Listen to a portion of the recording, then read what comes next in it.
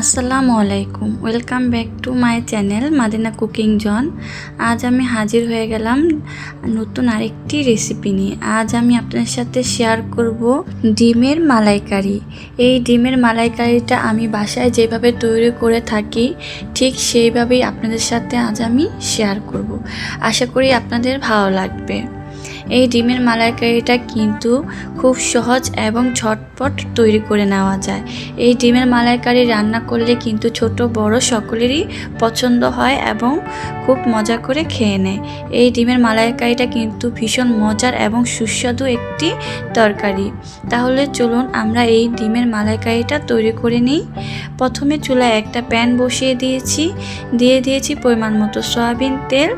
আমি এখানে 5টা ডিম নিয়েছি। ডিমটা আমি সিদ্ধ করে পরিষ্কার করে নিয়েছি উপরে ছোকলাটা ফালিয়ে। এখন আমি এই ডিমগুলো কোনো মশলা ছাড়াই শুধু এভাবেই লবণ ছিটা দিয়ে ভেজে নেব। তো দেখতে পাচ্ছেন আমি ডিমের উপরে লবণ ছিটা দিয়ে দিয়েছি। এখন আমি সুন্দর করে আস্তে আস্তে ভেজে নিব।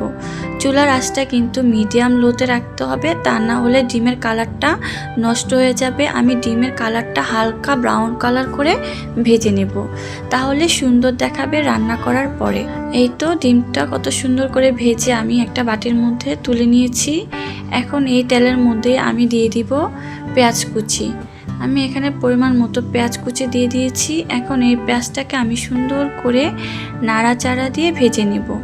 এই তো সুন্দর পেঁয়াজটাকে দেখতেই পাচ্ছেন আমি ব্রাউন কালার করে ভেজে নিয়েছি। এখন এর মধ্যে আমি এক এক করে মশলা অ্যাড করব। প্রথমে আমি দিয়ে দিয়েছি পরিমাণ মতো লবণ, এরপর দিয়ে দিব পরিমাণ মতো আদা রসুন বাটা। 1 টেবিল চামচ আদা রসুন বাটা দিয়ে দিলাম। এখন আমি পেঁয়াজের সঙ্গে লবণ এবং আদা রসুন বাটাটাকে একটু ভালো করে নেড়েচেড়ে ভেজে নেব। এই তো সুন্দর ভেজে নেওয়া হয়ে গেল। এখন এর মধ্যে আমি দিয়ে দিব টমেটো এবং পেঁয়াজ ব্লেন্ডার করে রেখেছি, এগুলোই এখন আমি এর মধ্যে দিয়ে দিব। এখানে আমি 4টা পেঁয়াজ এবং 2টা টমেটো একসঙ্গে কেটে ব্লেন্ড করে নিয়েছি। এই তো এখন আমি সবগুলো উপকরণ ভালো করে নাড়াচাড়া দিয়ে ভেজে নিব। এই তো দেখতেই পাচ্ছেন আমি কত সুন্দর করে ভেজে নিচ্ছি। ভালো করে ভেজে নিতে হবে যাতে উপরে তেল উঠে আসে, এরকম সুন্দর করে ভেজে নিতে হবে। এই তো সুন্দর ভেজে নেওয়া হয়ে গিয়েছে। এখন এর মধ্যে আমি দিয়ে দিলাম 2 টেবিল চামচ বাদাম বাটা। বাদাম বাটাটা দিলে কিন্তু খেতে ভালো লাগে এবং তরকারিটার মধ্যে একটা আঠালো ভাব চলে আসে, দেখতেও ভালো লাগে, খেতেও ভালো লাগে। এই তো দেখতেই পাচ্ছেন আমি বাদাম বাটাটা দিয়ে ভালো করে কষিয়ে নিচ্ছি। ভালো করে কিন্তু কষিয়ে নিতে হবে, তা না হলে কিন্তু বাদামের কাঁচা গন্ধটা থেকে যাবে।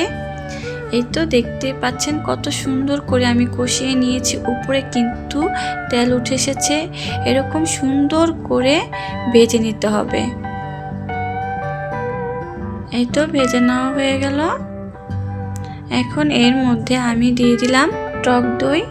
টক দইটা দিয়ে আমি আবারও একটু ভালো করে নাড়াচাড়া দিয়ে নিব। টক দইটা কিন্তু মশলাটা যখন ভালো করে কষানো হয়ে যাবে ওই পর্যায়ে কিন্তু টক দইটা দিতে হবে।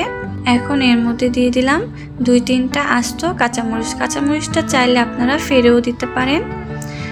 এই তো সুন্দর কষানো হয়ে গিয়েছে, দেখতেই পাচ্ছেন কত সুন্দর করে আমি কষিয়ে নিয়েছি। এখন এর মধ্যে দিয়ে দিলাম ডিমটা দিয়ে এখন আমি আবারও সুন্দর করে ভালো করে নাড়াচাড়া দিয়ে ডিমের সঙ্গে মিশিয়ে নিব।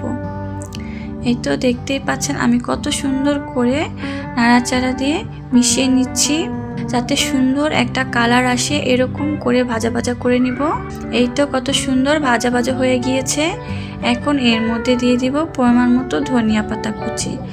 আপনারা চাইলে ধনিয়া পাতা কুচিটা স্কিপ করতে পারেন, এখানে জিরার গুঁড়োও দিতে পারেন, কিন্তু আমি এখানে ধনিয়া পাতা কুচিটা ব্যবহার করেছি কেননা সুন্দর একটা কালার আসে আর ধনিয়া পাতার কুচির ফ্লেভারটাও অনেক সুন্দর, খেতে ভালো লাগবে, এর জন্যই আমি এখানে ধনিয়া পাতা কুচি ব্যবহার করেছি।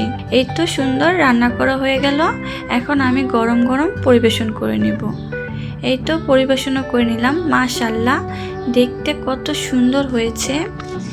দেখতে যতটা না সুন্দর হয়েছে খেতে কিন্তু কিন্তু ভীষণ ভীষণ মজার হয়েছে এই ডিমের মালাইকারিটা। আপনারা চাইলে এই ডিমের মালাইকারি রেসিপিটি ফলো করে বাসায় তৈরি করে খেয়ে দেখতে পারেন। আশা করি আপনাদেরও অনেক অনেক বেশি ভালো লাগবে। আর ছোট বড় ওদের তো কথাই নেই, অনেক মজা করে খেয়ে নিবে। আপনাদের যদি এই ডিমের মালাইকারি রেসিপিটি ভালো লেগে থাকে তাহলে অবশ্যই লাইক কমেন্ট শেয়ার করবেন এবং নতুন ভিডিও পেতে সাবস্ক্রাইব করবেন। আল্লাহ হাফেজ।